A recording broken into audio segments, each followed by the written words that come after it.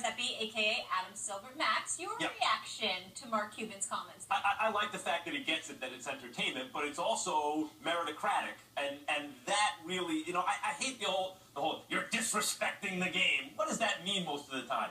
In this case, if you actually suited up Tony Romo and he was dribbling a basketball on an NBA court, that would be wrong. That is not good, because it completely you know what an accomplishment it is to make the NBA? I get you even want to suit him up and put him on the bench. You want to play him in a D-League game or something like that. But what is this? The Second World War, and like there's not, everyone's overseas, and so you don't have enough guys, and so you're going to a publicity stunt. You're gonna have a guy box a kangaroo next for the heavyweight title. I mean, come on. There is a line that I don't think you cross. I think if Romo is actually playing NBA basketball without having to make the team, really, that is a problem. Not a problem for me. Oh, yeah, okay. Not a problem for me.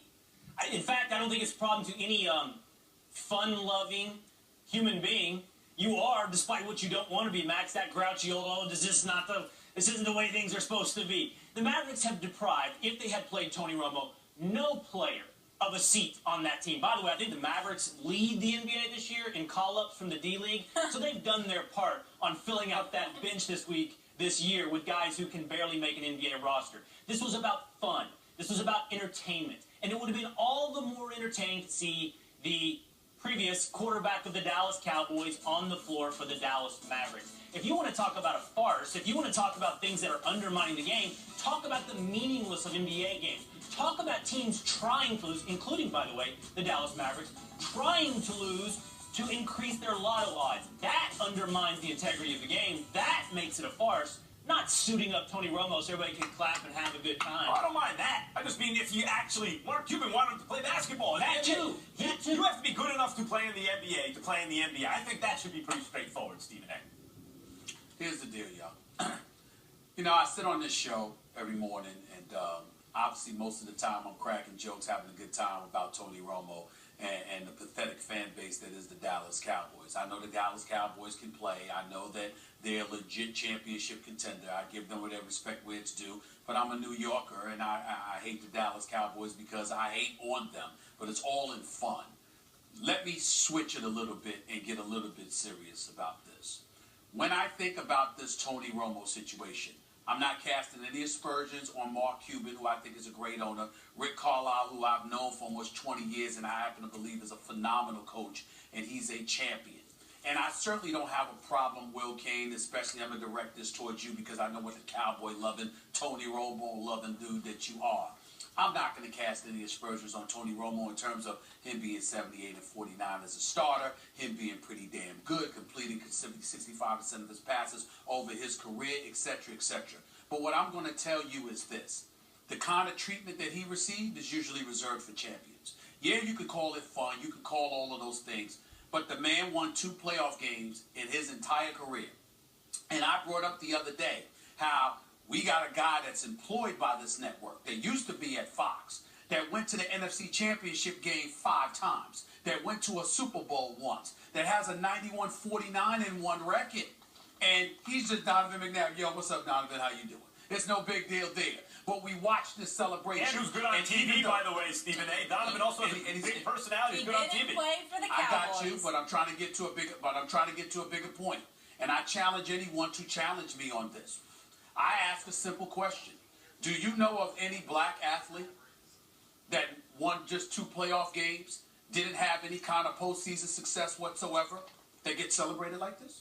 Do you know who that person is? Because I don't know him. I've never seen it. Usually there is a requirement to have a strong level of success in order to garner the kind of celebratory atmosphere and ambiance. Well, do you know any athletes, Stephen A? Let me ask you this. Let's leave race out of it just for a moment, then we can bring it back in.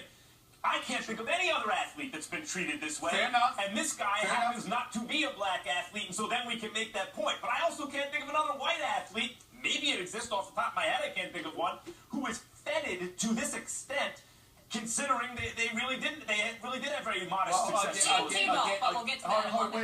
on, wait a minute. I was getting ready to go to Tim Tebow route. Okay? So therefore I kind of disagree with that. But the point is that as an African American, I'm telling you, these are the kind of things. I'm basically enlightening y'all to the fact that these are the kind of things. Let me finish.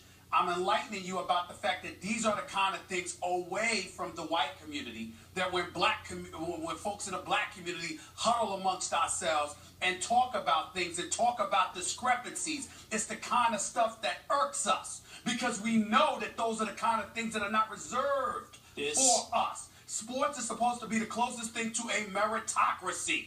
Where is it here? I'm not blaming the Mavericks or anybody else. I'm not blaming Tony Romo. It's not his fault.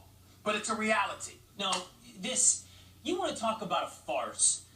The seriousness with which you two both now have attached what is essentially a fun and celebratory moment for the city of Dallas is beyond the pale. First of all, Max just making it something about, oh, it's way beyond the realm of his ability to deserve this, and it somehow deprived some other player being on the court or undermined the game of basketball, quite honestly, is laughable. Basketball has its own problems about undermining the meaningfulness of its games. And Stephen A., I'm going to preface this with, you know me, you know I respect you, yes? Yeah, go ahead. No, but seriously, you know I respect you. I said yes, I'm waiting to hear what you have to say so what I can you just said was so much nonsense and so much junk.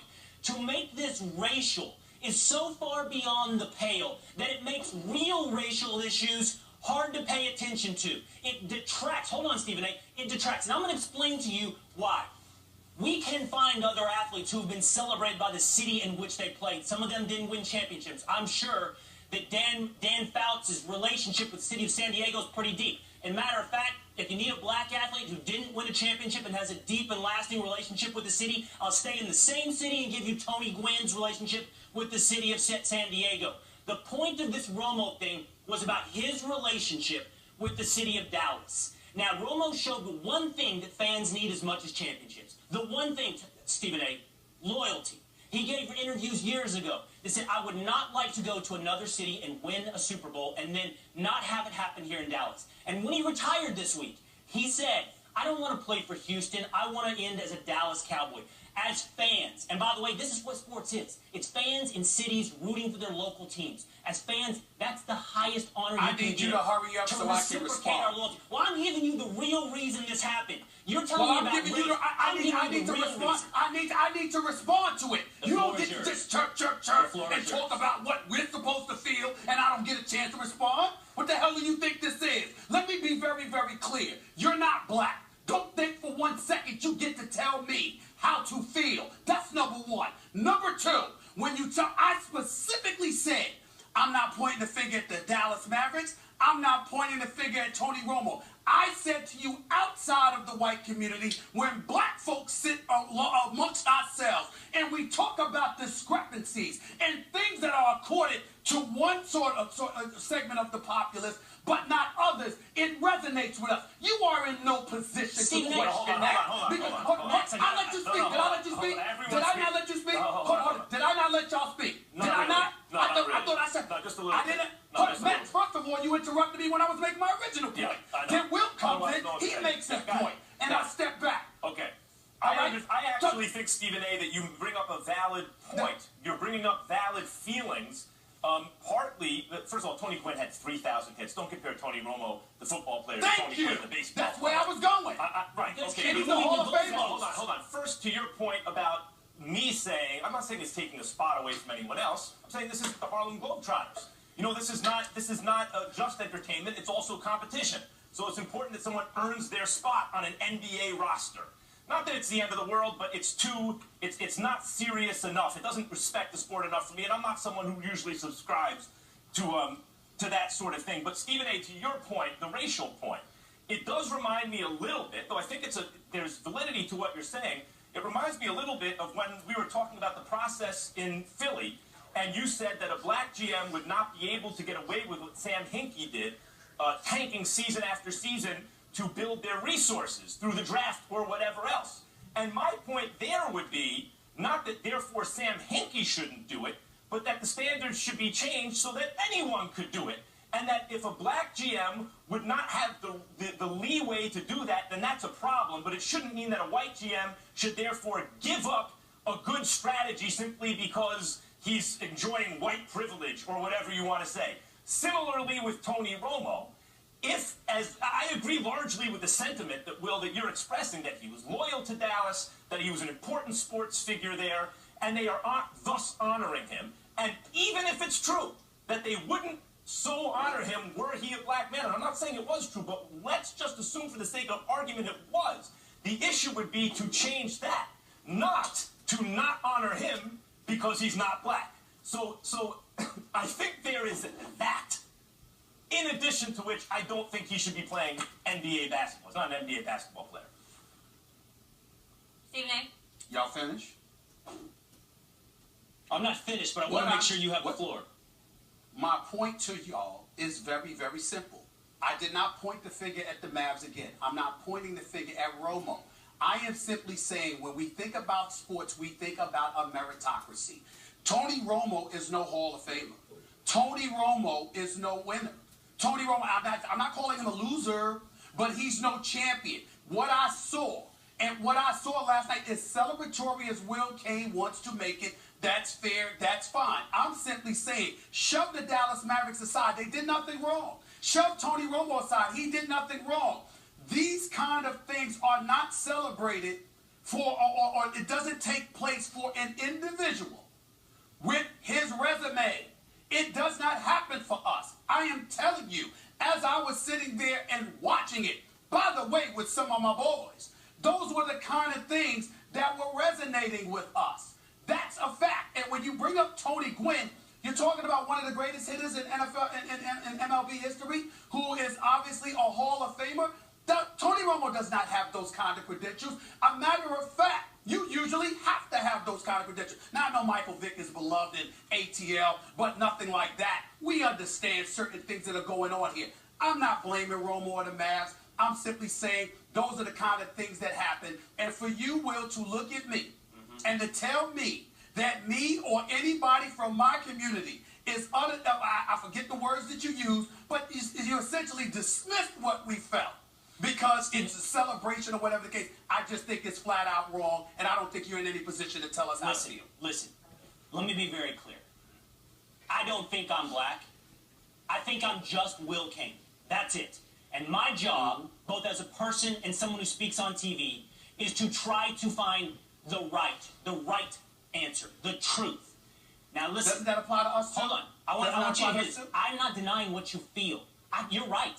I don't know what it's like to be black. And I don't know what you, Stephen A. Smith, as a person feel. And I wouldn't tell you that you're not feeling it. Because I can't get inside there and find out if it's true or not. But what I can tell you is this. Whether or not I think your feeling is righteous or not. Whether or not I think your feeling is on point or not. And that is what I'm telling you. For you to see race in a celebration of Tony Romo's retirement, I think is beyond the pale. And when I bring up Tony Gwynn, you guys moved the goalposts. A minute ago, it was postseason success. Before that, it was Super Bowls. Now it's 3,000 hits. If you're not listening to me, you're not hearing what this is about. It's about an athlete's relationship with a city. That's it. It's not moving the goalposts. And listen, I don't think it's impossible or hard to find black athletes who have a bond with cities like the way Tony Romo has a bond with the city. By the way, it's not moving the goalposts. It's accommodating the new information. If someone brings up Tony Gwynn, no, he didn't win a championship. He's also not the quarterback of a football team, therefore less effect on the outcome of the game.